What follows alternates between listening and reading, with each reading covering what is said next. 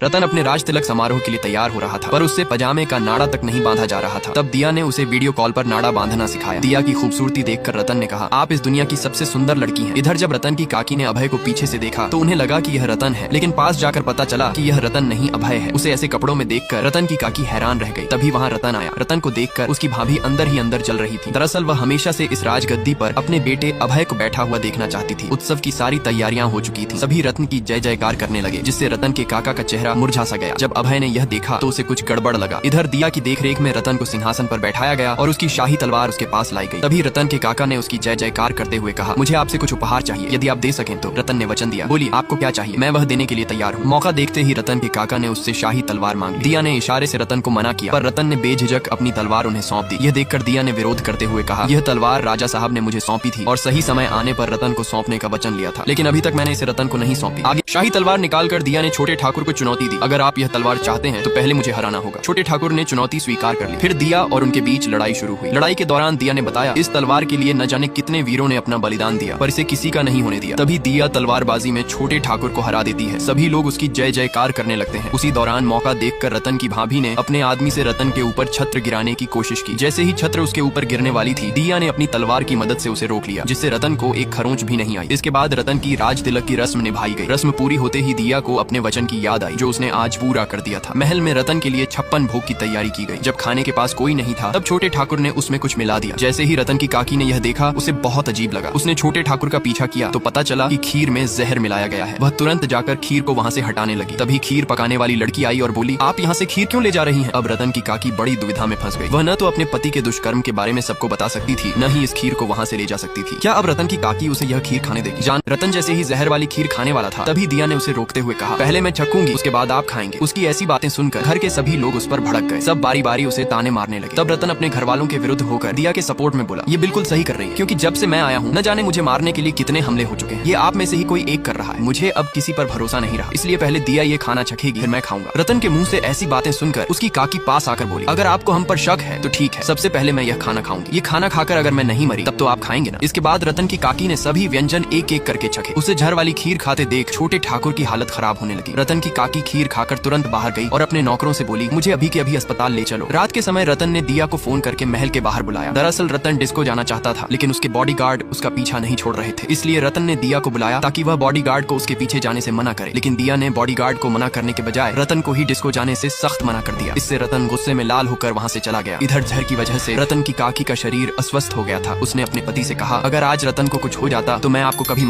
आधी रात को किसी ने दिया के कमरे का दरवाजा खटखटाया। दिया ने दरवाजा खोला तो देखा कि बाहर रतन खड़ा है।